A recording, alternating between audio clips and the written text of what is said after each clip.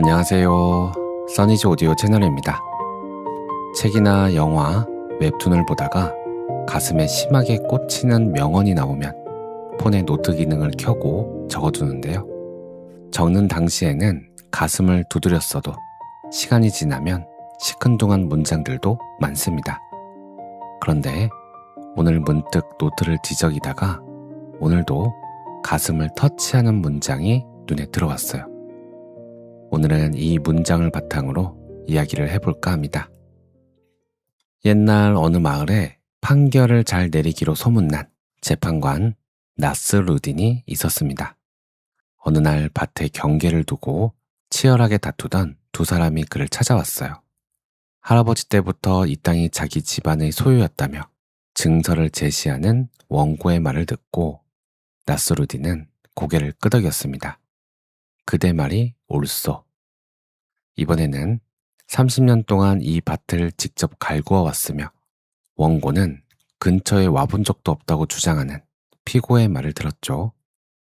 나스루딘은 또다시 고개를 끄덕입니다. 그대 말도 옳소. 옆에서 이를 지켜보던 아내가 참다 못해 끼어들었습니다. 여보, 두 사람의 말이 정반대인데 어떻게 둘 다 옳을 수가 있어요? 그러자 나스루딘은 아내를 돌아보며 이렇게 말했어요. 당신 말도 옳소. 이 이야기를 처음 접하면 대다수의 사람은 실소를 터뜨리곤 합니다. 판결을 회피하는 무책임한 궤변이자 해악적인 유머로 치부하기 쉽죠. 하지만 이 우화는 기이한 울림을 줍니다. 나스루딘이 바보였거나 모순을 인지하지 못해서였을까요? 그렇지 않습니다. 그는 원고, 피고, 그리고 아내라는 서로 다른 세 가지 자리에서 세상을 바라보았을 뿐입니다.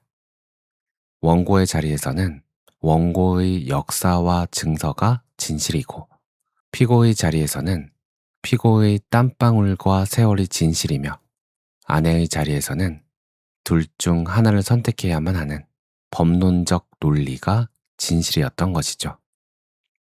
문제는 세 사람 중 누구도 틀리지 않았다는 데 있습니다. 애초에 단 하나의 절대적인 정답이란 그 자리에 존재하지 않았던 걸까요? 이 오래된 우화가 생각난 건 어느 웹툰의 짧은 대사 한 줄 때문이었습니다.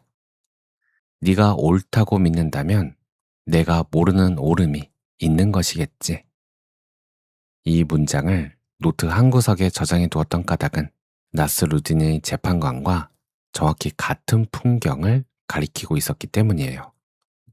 상대가 틀렸다고 단정짓고 계몽하려 드는 대신 나의 시선이 미치지 못하는 음지에 아직 보지 못한 무언가가 있을 것이라 인정하는 태도. 이것은 단순한 상호 배려나 예의의 차원이 아닙니다. 어쩌면 우주와 세계가 실제로 작동하는 방식, 그 자체에 가까운 고도의 지적 겸손일지도 모릅니다. 100여 년 전 물리학자 닐스 보어 역시 빛의 정체를 두고 벌어진 오래된 난제와 마주쳤습니다.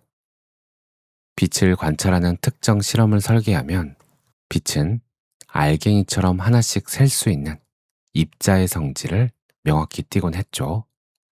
그러나 다른 조건의 실험을 설계하면 같은 빛이 물결처럼 퍼지고 간섭하는 파동의 성질을 드러내었습니다. 기존 과학적 패러다임 아래에서 물리학자들은 둘 중 하나가 거짓일 수밖에 없다고 믿었습니다. 하나의 대상이 입자이면서 동시에 파동일 수는 없다고 보았으니까요.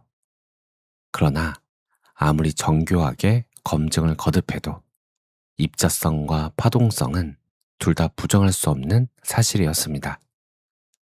어느 관점에 서서 관찰하느냐에 따라 빛은 자신이 가진 서로 다른 얼굴을 보여줄 뿐이었죠. 보어는 둘 중 하나에 진짜라는 계급장을 달아주는 대신 정면으로 틀을 깨트립니다. 빛은 입자이면서 동시에 파동이다. 다만 인간은 한 번에 측정해서 그 두 얼굴을 동시에 볼 수 없을 뿐이다. 이것이 현대 물리학의 거대한 기둥이 된 상보성 원리입니다. 서로 상충하고 모순되어 보이는 두 설명이 사실은 하나의 거대한 실제를 서로 다른 각도에서 비추고 있을 뿐이라는 선언이었죠. 어느 쪽도 전체가 아니며 어느 쪽도 거짓이 아닙니다. 두 관점은 서로를 배척하는 것이 아니라 비로소 결합함으로써 대상의 진실을 완성하는 반쪽들이니까요. 이러한 지혜는 비단 현대과학의 전유물만은 아닙니다. 이미 2500년 전 아테네 광장에서 소크라테스는 사람들에게 끊임없이 질문을 던졌죠. 스스로 정의와 용기를 잘 알고 있다고 확신하는 이들에게 몇 가지 논리적 빈틈을 짚어줌으로써 그 확신을 허물어뜨렸습니다. 그 목적이 상대를 굴복시키기 위함이었을까요? 소크라테스는 스스로에 대해 나는 내가 아무것도 모른다는 사실만을 안다고 고백했습니다. 자신이 가진 아는 체의 한계를 자각하는 것, 즉 무지의 자각이야말로 진짜 진리로 나아가는 첫걸음이라 믿었기 때문입니다. 2500년의 시차를 두고 철학과 물리학은 동일한 지점에 도달한 셈이죠. 내가 보는 시선은 언제나 우주의 절반일 뿐이며 확신이란 때로 스스로를 가두는 가장 견고한 감옥이라는 사실 말입니다. 이 원리를 일상의 삶으로 가져오면 문제는 한층 더 얽히고 설키게 됩니다. 어느 가정에서 부모가 자녀에게 정색하며 말합니다. 다 너를 위해서 그러는 거야. 부모 입장에서는 거친 세파를 먼저 겪어본 선험자로서의 진심 어린 사랑이자 보호입니다.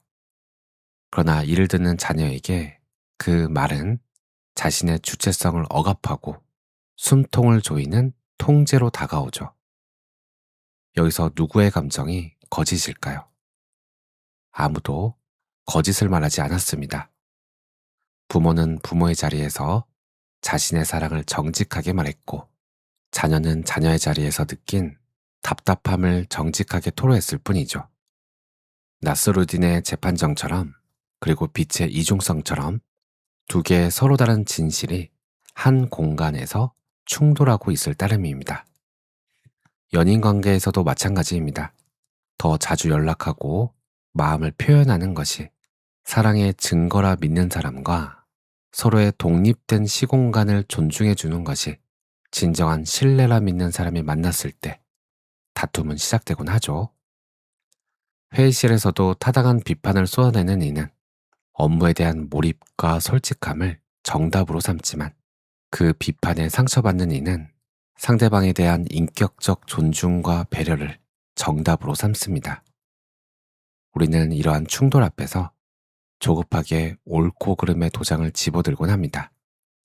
내가 맞고 네가 틀렸다는 선언이야말로 내 가치관을 지켜내는 가장 쉬운 방어기제이기 때문이죠.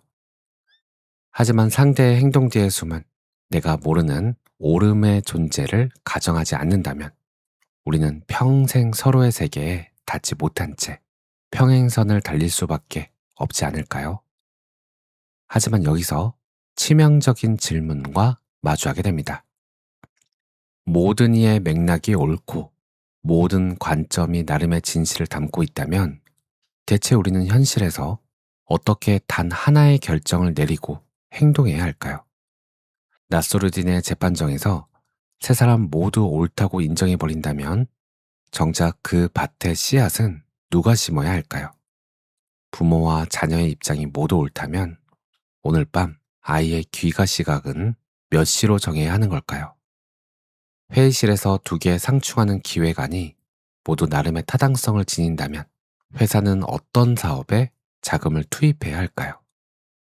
모두가 옳다는 자비로운 승인은 역설적으로 아무것도 결정하지 못하는 행동의 마비나 도덕적 허무주의로 빠져들 위험을 내포합니다.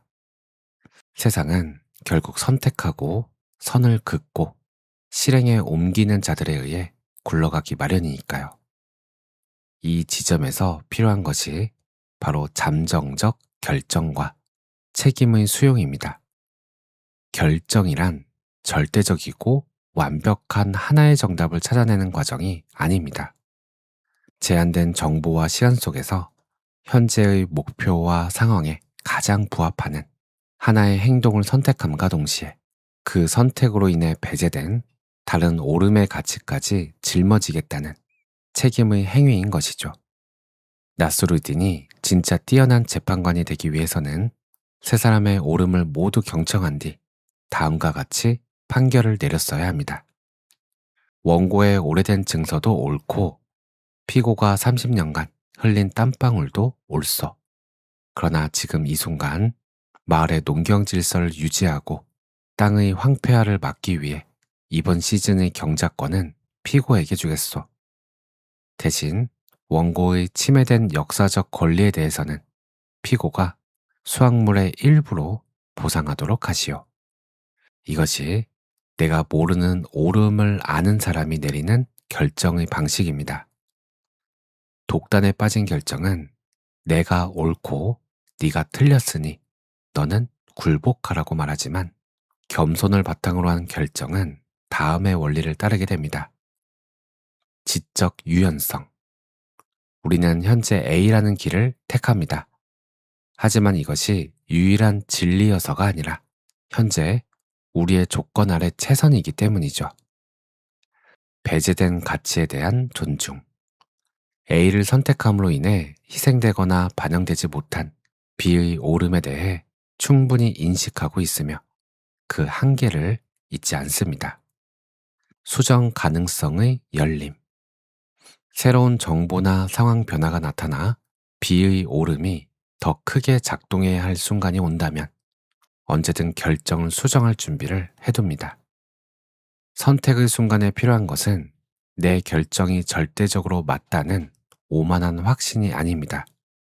자신이 내린 선택이 완벽하지 않은 반쪽짜리일 수 있음을 알면서도 지금 이 순간 타당한 이유를 바탕으로 한 걸음을 내딛는 불완전함을 견디는 용기인 셈입니다.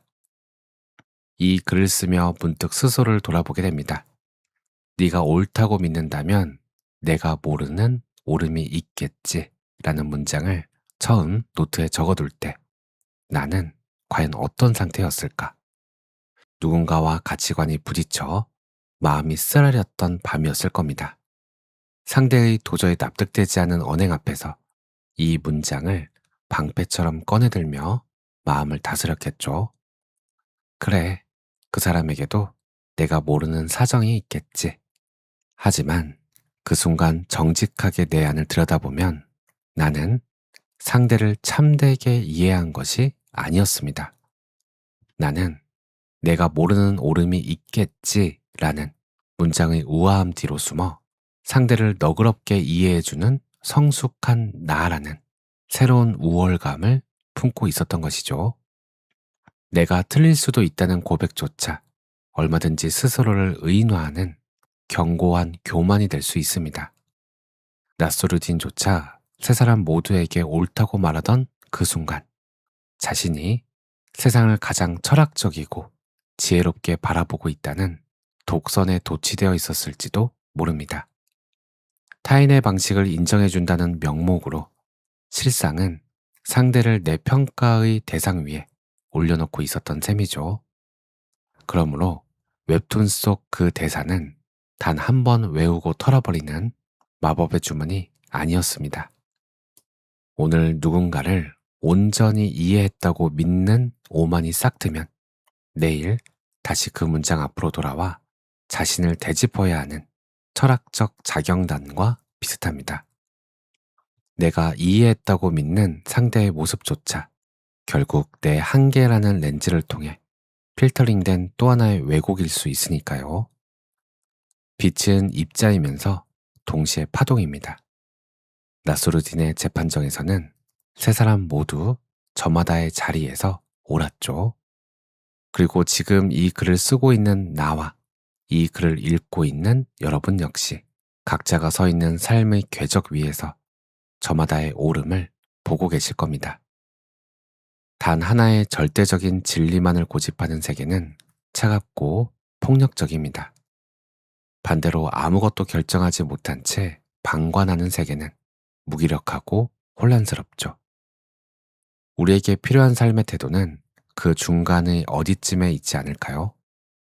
내가 가진 시선의 한계를 인정하되 자신이 맡은 삶의 자리에서 책임을 다해 선택하고 내가 내린 결정의 불완전함을 겸허히 받아들이며 나와 다른 시선을 가진 타인의 존재를 향해 끊임없이 질문을 던지는 일. 내가 보는 것은 언제나 세계의 절반일 뿐이다. 그 사실을 자각하는 것. 그리고 그럼에도 불구하고 내가 모르는 너의 옳음을 향해 한 걸음 다가가 대화를 건네는 것. 그것이야말로 불완전한 우리가 서로에게 보여줄 수 있는 가장 정직하고 숭고한 예의 아닐까요? 네가 옳다고 믿는다면 내가 모르는 옳음이 있는 것이겠지. 이 말을 가슴에 품은 채 우리는 오늘도 저마다의 불완전한 선택을 향해 담담히 걸어나갑니다. 오늘은 여기까지. 오늘도 평온한 하루 보내세요. 감사합니다. 사랑합니다. 오늘도 당신이 최고입니다.